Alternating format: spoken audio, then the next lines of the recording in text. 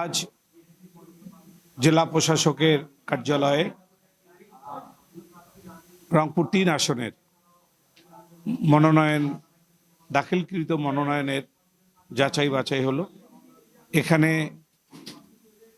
আমার মনোনয়ন বৈধ বলে ঘোষণা করেছেন রিটার্নিং অফিসার। শুকুর আলহামদুলিল্লাহ। আগামী ত্রয়োদশ জাতীয় সংসদ নির্বাচনে যে আমি প্রার্থী হলাম, বাংলাদেশ জাতীয়তাবাদী দল বিএনপির চেয়ারম্যান জনাব তারেক রহমান নির্দেশে বিএনপি জাতীয় স্থায়ী কমিটি কর্তৃক মনোনীত হওয়ার পর থেকেই আমি এই রংপুর ৩ আসনের বিএনপির ধানের শীষের জন্য কাজ করে চলেছি এবং ইনশাআল্লাহ আগামী নির্বাচন না হওয়া পর্যন্ত আমি আমার দায়িত্ব ইনশাআল্লাহ সঠিকভাবে পালন করব। আমার বিশ্বাস যে রংপুরের মানুষ এখন অনেক সচেতন, যারা রংপুরকে ভালোবাসে, রংপুরের যারা উন্নয়ন চায়, রংপুরকে একটা আধুনিক নগরী হিসাবে দেখতে চায়। রংপুরের অনেক সমস্যা, স্বাস্থ্য সমস্যা,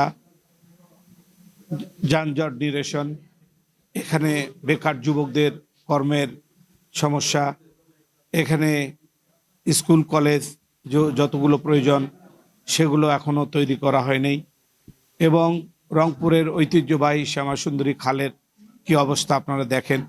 সাথে সাথে আমাদের রংপুর অঞ্চলের মানুষের দীর্ঘদিনের যে প্রত্যাশা তিস্তা নদী রক্ষা আন্দোলন আমরা যে করেছি, এই তিস্তার মহাপরিকল্পনা বাস্তবায়ন করা, সব মিলিয়ে আমার বিশ্বাস রংপুরের মানুষ এবার ধানের শীষের পক্ষে ঐক্যবদ্ধ হচ্ছে এবং ধানের শীষ প্রতীক এই রংপুর ৩ আসনে বিজয়ী হবে ইনশাআল্লাহ।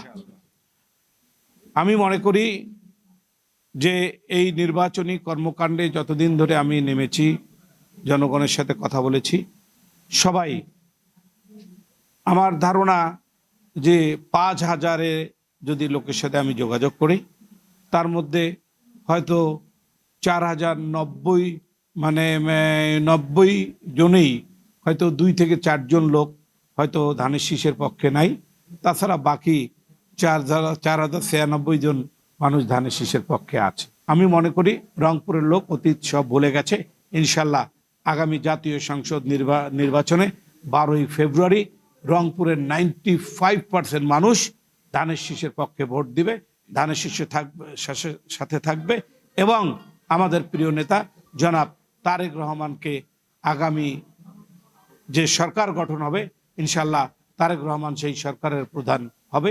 এই জন্য জনগণ আজকে ঐক্যবদ্ধ হয়েছে। আমরা বেকার সমস্যার সমাধান করব ইনশাল্লাহ। আমরা রংপুরে অন্যান্য যতগুলো সমস্যা আছে সেই সমস্যাগুলো সমাধান করব। যেমন রংপুরে যেভাবে যদি মাদক ব্যবসা করে বিভিন্ন সাইডে, আমি যদি জনগণের রায়ে নির্বাচিত হই, আল্লাহ যদি আমাকে নির্বাচিত করেন, রংপুর শহরে কোনো মাদক ব্যবসায়ী থাকতে পারবে না। হয় জেলে থাকতে হবে, নাহলে মাদক ব্যবসা তাদেরকে ছেড়ে দিতে হবে ইনশাল্লাহ। বক্তব্য বেশি আমি আর বাড়াতে চাই না। আমি শুধু বলতে চাই যে আপনারা আমাদের সাথে থাকেন, ধানের শীষের সাথে থাকেন, তারেক রহমানের সাথে থাকেন। নির্বাচনী পরিবেশ আল্লাহর রহমতে এখন পর্যন্ত ভালো আছে, সুষ্ঠু আছে, সুন্দর আছে।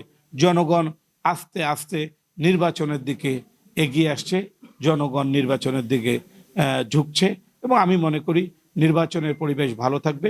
ভালো রাখাটা এটা রংপুরের প্রতিটি মানুষের দায়িত্ব। আমি মনে করি রংপুরের নির্বাচন পরিবেশ যেন ভালো থাকে, এই জন্য রংপুরের সকল মানুষ আমরা সংশ্লিষ্ট কর্তৃপক্ষকে সহযোগিতা করব। যারা আইন শৃঙ্খলা রক্ষাকারী বাহিনী আছেন, যারা নির্বাচন সংক্রান্ত কর্মকাণ্ডের সাথে সম্পৃক্ত আছেন, তাদের সব রকম সহযোগিতা করা আমি মনে করি আমাদের প্রতিটা নাগরিকের দায়িত্ব।